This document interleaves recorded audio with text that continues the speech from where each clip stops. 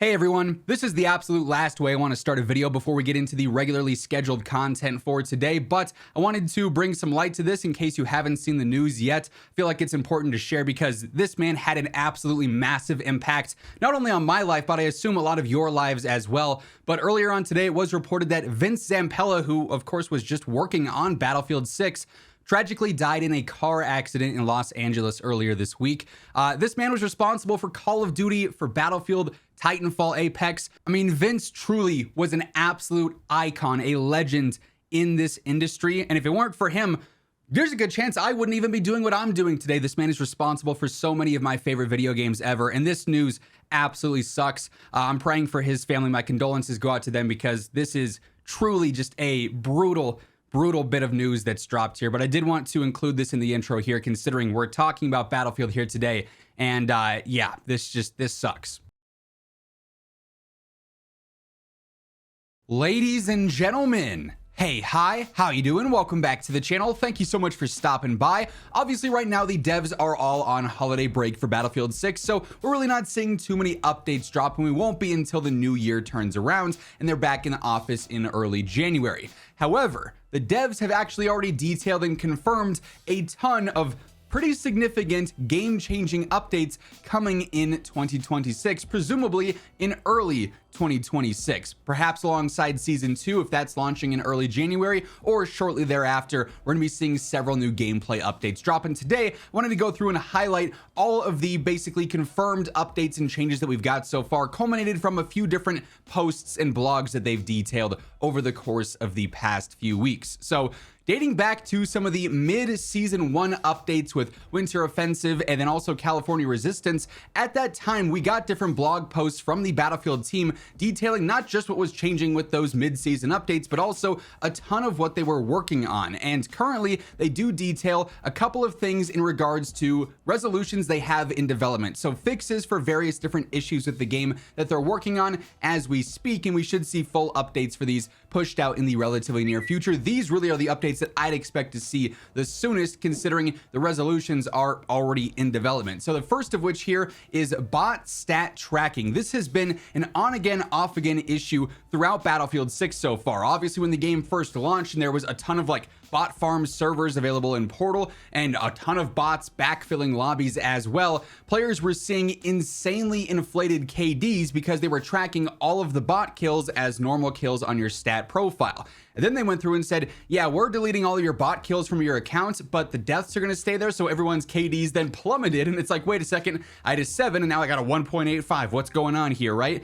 They do say they removed bot kills from player stats, but encountered a related issue that prevented us from removing the deaths in the same way. This resulted in inconsistencies on the stats page, and while we work on resolving the underlying bug, we have temporarily re-enabled bot kills to keep these values aligned. Our goal is to fully resolve this issue in future updates. We are currently investigating improvements to the profile page that allow the customization of stats that you want to show, providing you with more ways to express your Battlefield career. So not only are they once again going to be adjusting how exactly bot kills and deaths show on your profile, but eventually you're going to be able to go through and basically customize how you want your stats to show on your profile. Maybe what you want to highlight there, if you want to just include your human KD or your human and your bot KD, separate them out. So that'll be kind of interesting once that fully comes to fruition. They also say they're going to end up fixing rubber banding with minimum spec systems. They basically say that if you do have a minimum spec system on PC, you could run into all sorts of game-breaking bugs, issues with rubber banding, hit reg issues, latency-like symptoms, if the game can't maintain 60 hertz simulation rate because your CPU is being overloaded. So essentially, if your computer is not that great, you could be severely hindering your gameplay. Outside of obviously not being able to get great frame rates and a super smooth gameplay experience, you could quite literally have hit reg issues because your PC is not good enough. Like, that is a huge problem going on, and they are working on a fix for that, and they will have an update out for that in the near future. They also detailed a while back several things they have under review, different gameplay updates, different adjustments that they're kind of going back and forth with, they're working on. Some of these might see the light of day, some of them might end up getting into the testing phase and they realize, yeah, we just don't love how this plays. This includes map design and size. We've seen various different changes made to some of this as well, with different choke points being adjusted, breakthrough areas being adjusted, conquest capture zones being adjusted, various things like that. And this will absolutely absolutely continue into the new year, not just with the existing maps, but also the new maps that we see throughout future seasonal updates as well. We've continued to see, since they posted these blogs, various challenge updates go out where they change the criteria for certain challenges or change the challenge altogether. These review of challenges are going to continue as well. This is a big one: UI and menu improvements. The devs have consistently talked about how they're not super happy with the state of the menus and the UI in general, how they find it to be too difficult for players to navigate through and find specific things and be able to highlight certain things. So hopefully we see like a whole overhaul here, maybe get rid of that whole Netflix and Hulu UI main menu that we've got going on right now. As mentioned just now, player stats also being reviewed here. Social play improvements, making it easier to group up with your friends, get in and out of lobbies together. There's a lot of issues where if you back out of a lobby, it doesn't always bring the full party, or if you try and join somebody, there's different hiccups that could happen there. So they're going to update that. Another massive one here: hit registration and netcode. The time to death feeling so inconsistent. You dying in this, a fraction of a second, in a split second, but taking 6, 7, 8, 9 bullets to kill, issues with that, issues with dying around corners, all sorts of one-way sort of gunfights there where it doesn't even look like the enemy's on your screen, but they can see you somehow. Like the hit reg, the netcode here needs drastic improvements. It's needed it since the beta. This was a hot topic then. It's still a hot topic now for sure. And I'm hoping to see some big improvements with that in the new year. And then the vehicle ecosystem as well. This is something that's been like ongoing, getting changed a couple of times already, again, since these original blogs came out, but something that will continue to evolve in the new year that we'll preview here in just a moment with their most recent info. They also said for REDSEC specifically, they've got quite a few updates inbound. Audio updates, we've seen some in recent weeks, and footstep audio might be more prominent now, more pronounced now, but directional audio verticality is still really tricky there, so we still definitely need some big improvements there. Battle Royale solo mode, at this point back during California Resistance and everything, they said they were reviewing this with pacing and difficulty, but it was still something that was just being tested around. We do have some more updates to detail on this in just a moment. A casual Battle Royale mode also being worked on here, so it'll be a mix of real players and bots rather than just real players. Armor plating, we've seen some updates to this recently, obviously increasing the amount of plates dropping from enemies when you get kills, but the overall consistency, the fluidity of putting armor plates on, the animation, and how quick or slow that may or may not be at times, that's still being reviewed as well. Tank availability is also still being reviewed here.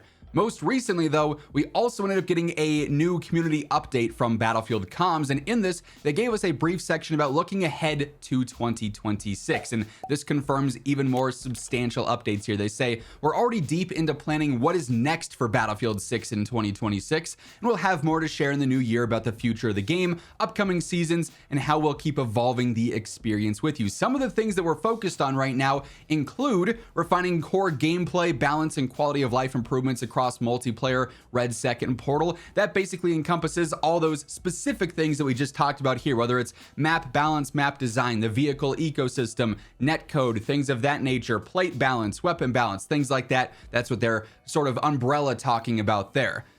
We are developing new maps and weapons that introduce fresh tactical opportunities and keep the experience evolving in meaningful ways. They have kind of teased and alluded to the fact that more large-scale maps are going to be coming in future seasons. Preparing fresh experiences for future seasons, so there's always something new to jump into. Exploring how we can expand Battlefield Labs by bringing more of its experimentation into the live experience.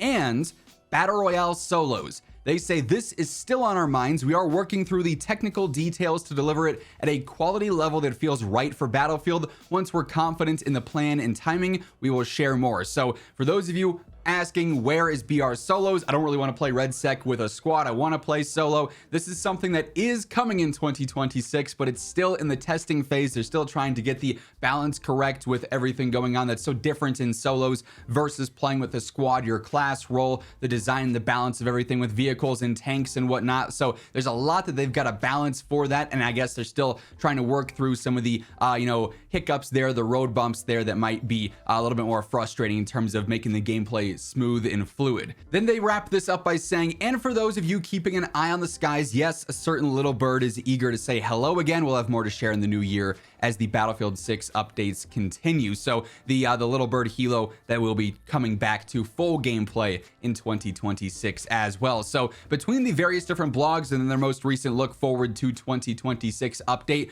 we've got a lot of confirmed details for some pretty major updates inbound for Battlefield 6 and REDSEC. Hopefully starting in early January when the devs are back in office. I'd expect maybe, you know, a week after they're back in office, they've got things settled again and they're back for the new year, ready to go full steam ahead. We'll start to see the communication pick back up again, maybe some marketing for season 2, things like that. Of course, as we see any new updates pushed out, any new communication and details on what's to come, I'll be keeping you guys up to date with all of it. So feel free to hit that subscribe button, turn on those post notifications so you can always stay in the know. And if you enjoyed this video, do me a favor and drop a like on your way out. But once again, thank you so much for tuning in. And until next time, take it easy, have an awesome rest of your day, and I'll catch you later. Peace out.